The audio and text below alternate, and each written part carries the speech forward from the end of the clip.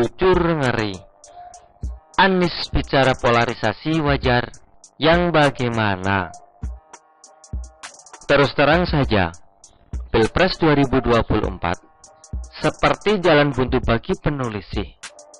Semakin buntu karena kehadiran sosok Anies Baswedan, Gubernur DKI Jakarta yang kebelet ingin menjadi Republik Indonesia Satu.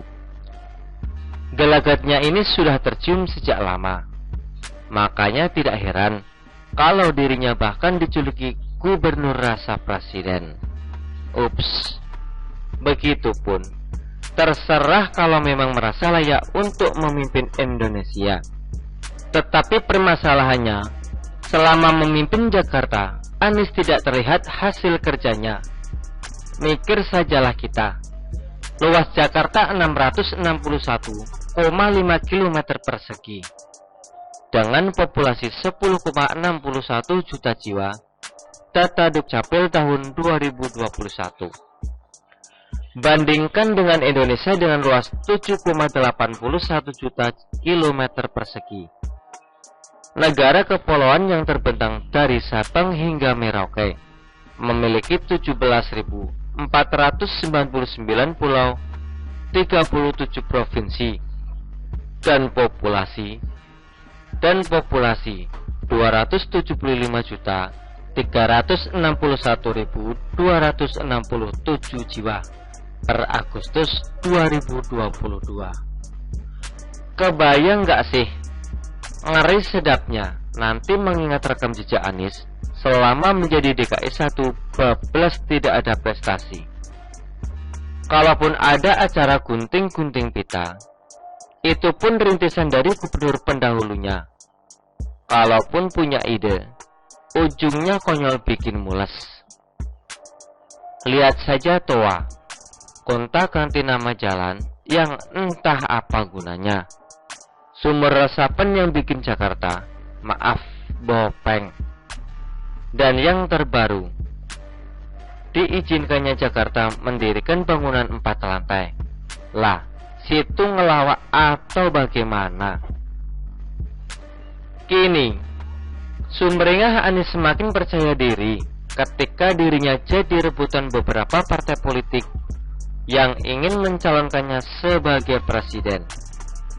Lumayanlah, menghitung hari hingga 16 Oktober dan dirinya sudah laris manis. Paling tidak, suara pencalonan sudah santer datang dari Nasdem dan PKS. Sementara Demokrat seperti biasa masih galau diajak atau tidak. Kembali lagi, terserah dan asik-asik saja jika merasa pantas.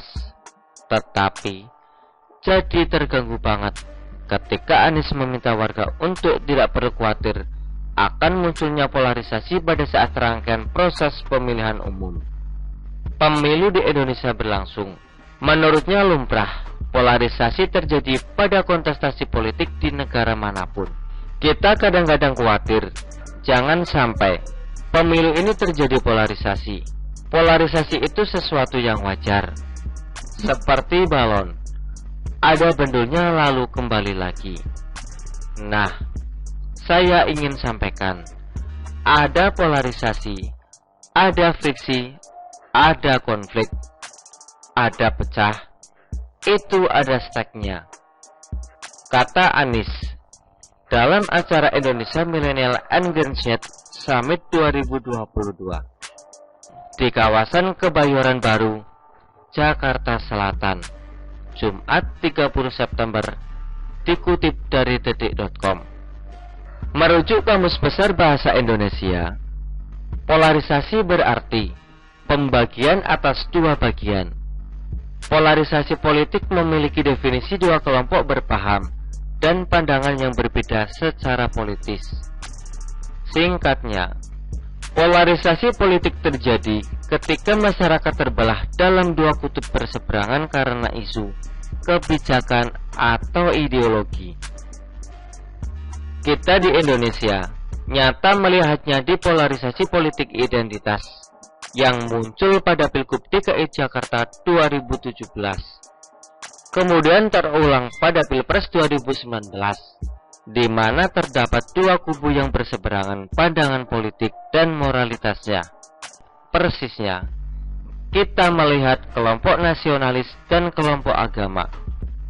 Melihat gaya-gaya Anies sejak terpilih dan memimpin Jakarta, maka kelihatan banget agenda politiknya lebih kepada nasionalis religius.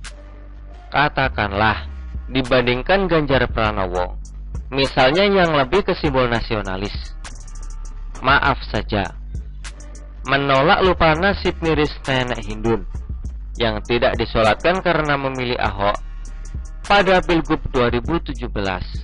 Naif jika Anies membalut kata yang mengatakan wajar dengan polarisasi. Mengingkari munculnya polarisasi menimbulkan perpecahan dalam masyarakat. Menurutnya, perbedaan pendapat dan tujuan itu wajar, seperti kutub utara dan kutub selatan. Hahaha. Kalau bicara beda pendapat, ya jelas biasa dan wajar Pak Anies. Tetapi Indonesia saat ini, dan bisa jadi berkat ada di Pilgub 2017, menjadi kebangetan agamais.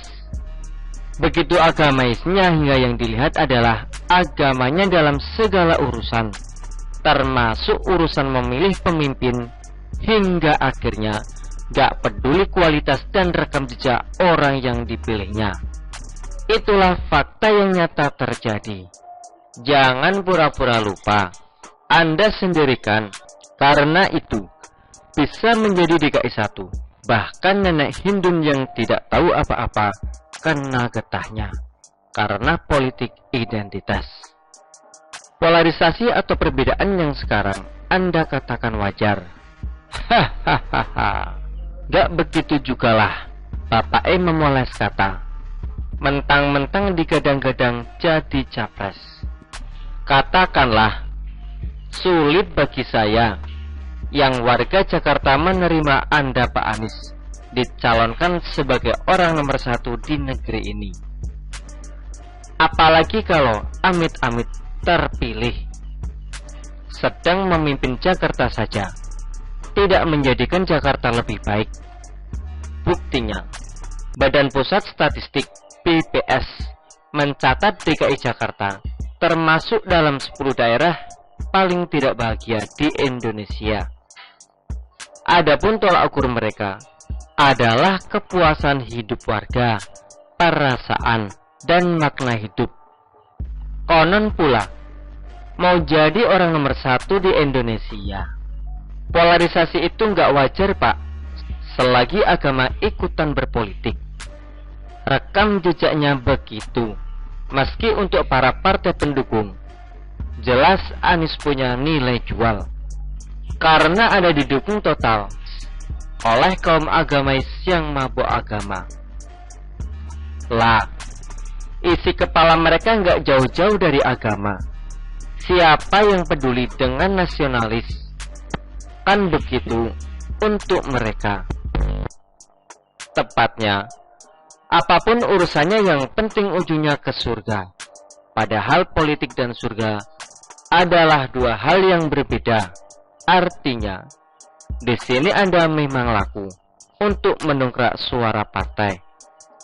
Singkatnya, soal menata kata, mengemasnya hingga terlihat cantik dan menarik, maka Anies belum ada tandingannya sejauh ini.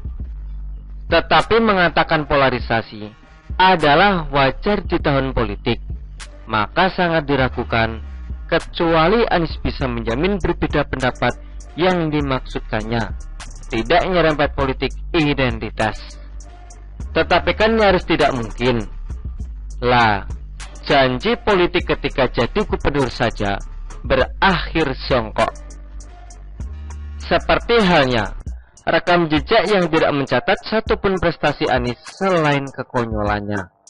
Maka, seperti itulah ngerinya jika dibiarkan kembali polarisasi politik terulang di Pilpres 2024. Anies sih aman, karena mengantongi suara ahli surga. Nah kita, apa nggak konyol?